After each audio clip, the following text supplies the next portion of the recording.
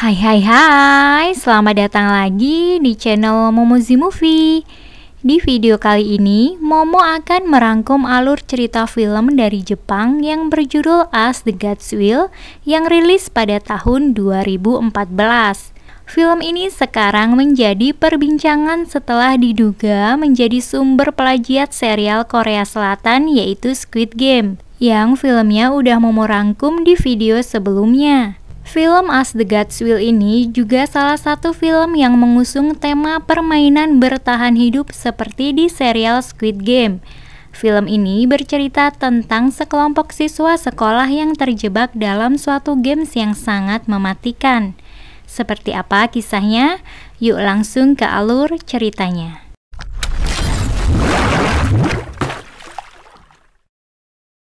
Cerita diawali dengan beberapa murid yang lelah dengan kehidupannya yang membosankan dan ingin sesuatu yang berbeda dalam hidup mereka. Dan Tuhan pun menjawabnya. Ketika mereka memulai pelajaran, tiba-tiba kepala guru mereka dijatuhi boneka Daruma. Dan dari sinilah permainan Daruma dimulai.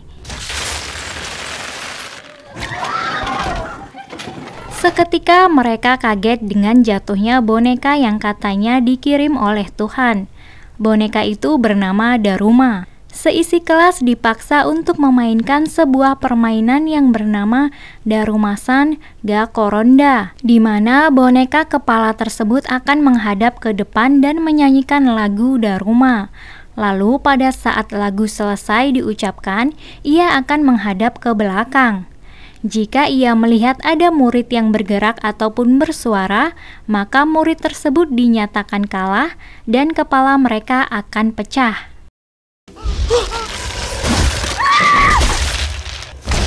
Seorang murid bernama Sun Takahata yang melihat teman-temannya tewas, seketika teringat akan dosa-dosa yang pernah ia lakukan. Salah satunya mencuri kaset di sebuah toko video game. Dan bukan cuma Sun saja, ternyata teman sekelasnya yang bernama Eiji saat itu juga sedang mencuri di toko tersebut. Bahkan memberitahu trik mencuri yang baik dan benar.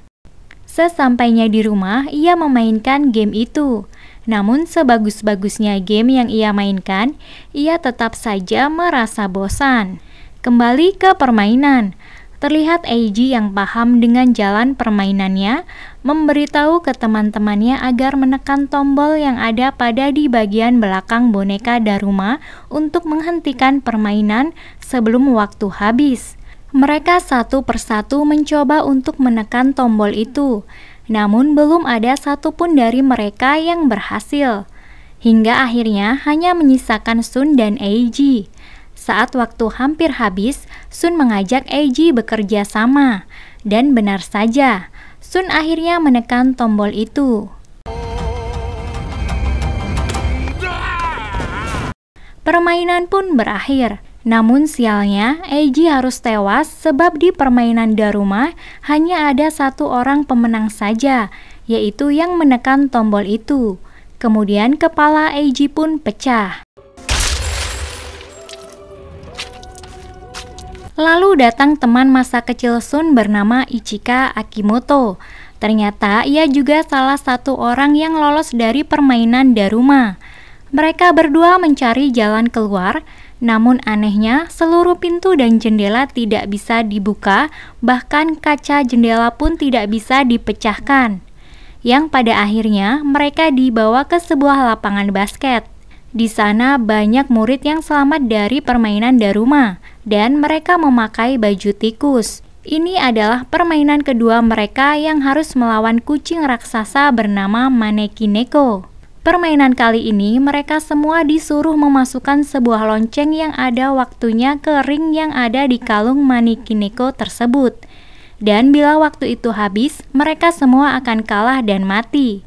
Lalu ada salah satu murid atlet basket yang bernama Taira. Ia sudah yakin sekali bahwa ia bisa memasukkan lonceng itu ke ring kalung kucing tersebut. Namun saat ia melemparkan lonceng itu ke ring, ternyata loncengnya ditangkap oleh Manekineko.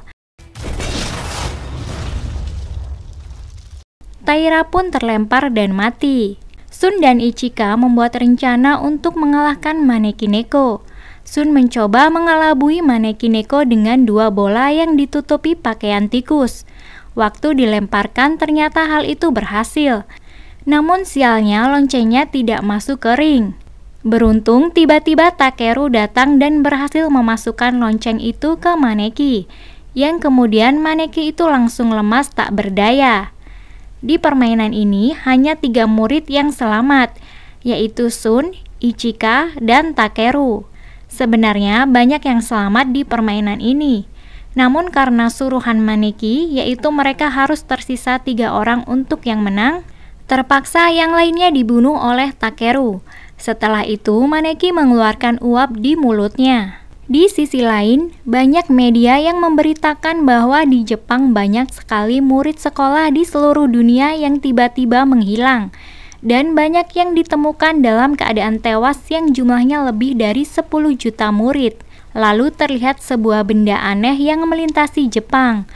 Lalu Perdana Menteri menyatakan untuk evakuasi darurat karena ia mengira bahwa itu merupakan serangan teroris. Perdana Menteri mengirimkan hampir seluruh armada militer untuk menembus masuk ke benda tersebut. Sun dan yang lainnya sudah berada di ruangan lain. Sun bertemu dengan teman akrabnya sejak SMP yang bernama Soko. Lalu ada salah satu murid yang cukup cerdas yang bernama Taira, dan satu murid cantik pemain basket yang bernama Taoka. Kali ini mereka semua akan memainkan permainan yang ketiga. Permainan itu bernama Kagome Kagome.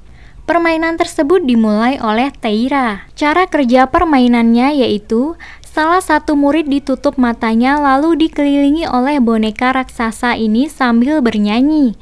Setelah nyanyian selesai, murid yang ditutup matanya disuruh menebak siapa makhluk di belakangnya dalam waktu 10 detik. Taira pun menebak. Akemida!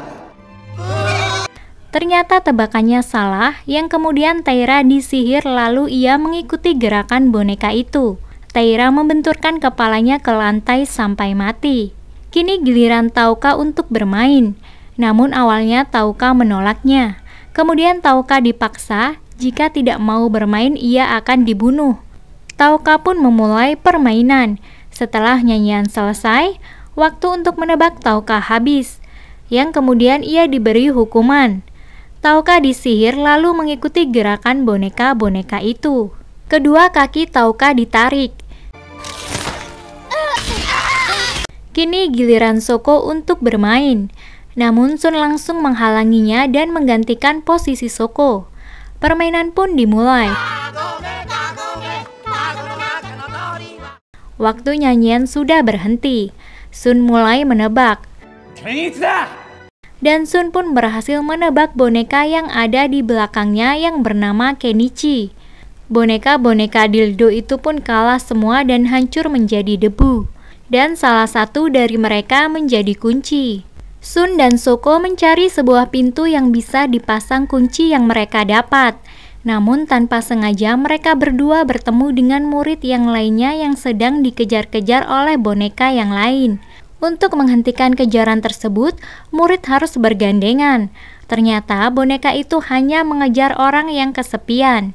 Saat mereka bertiga pegangan tangan, di sini Soko nampak menyukai Sun dan tidak mau melepaskan tangan Sun. Tiba-tiba, Sun mendengar teriakan Ichika yang sedang dikejar oleh boneka itu. Sun langsung melepaskan pegangan tangan Soko untuk menyelamatkan Ichika. Melihat Ichika dan Sun berpegangan tangan, Soko terlihat cemburu. Singkat cerita, mereka berempat melihat sebuah kepala boneka yang tiba-tiba muncul dari dinding. Kepala boneka itu memiliki 7 lubang kunci. Untuk menyelesaikan permainan ketiga ini, mereka semua harus memasukkan 7 kunci dengan waktu yang ditentukan. Namun sayangnya mereka hanya memiliki 4 kunci.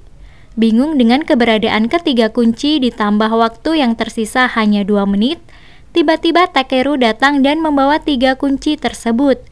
Dan untuk menyelesaikan permainan, mereka harus berjumlah 7 orang.